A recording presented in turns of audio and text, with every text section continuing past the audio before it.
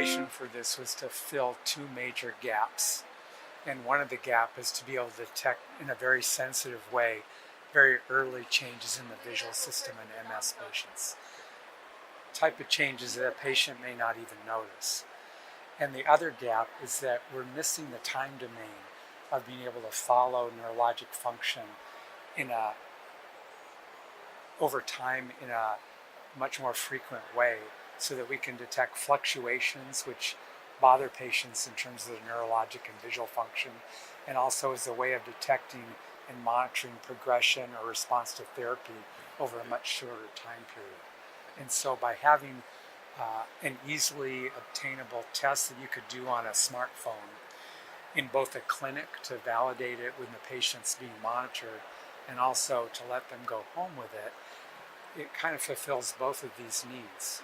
And so that was the motivation for trying to produce something that's useful clinically to fill those two gaps. So one of the ideas is, can you design something that's so easy to use and quick that it's not a burden on the patient? So that was a big factor in thinking about how to design something.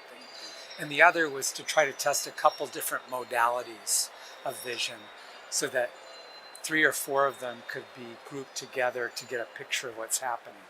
And so by that I mean we test visual acuity, contrast sensitivity, and then critical flicker fusion, which is a way of measuring speed of conduction of nerves in the visual system by looking at a flickering light and trying to figure out when it stops flickering because it's going too fast for the visual system to keep up, or the contrast of the light is decreased so it's not seen to flicker anymore.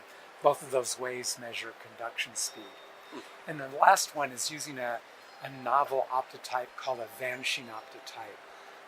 An object is designed in a way that the borders of the object make it disappear in the background when you can't see it anymore.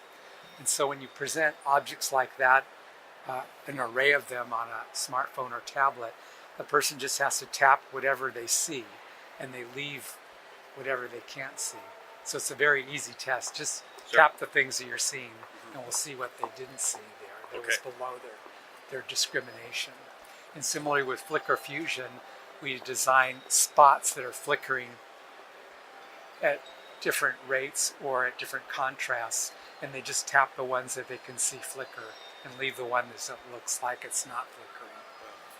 Contrast sensitivity, and we have a fixed size of a C called a Landbolt C, which has a gap in it, so it's like a circle with a gap.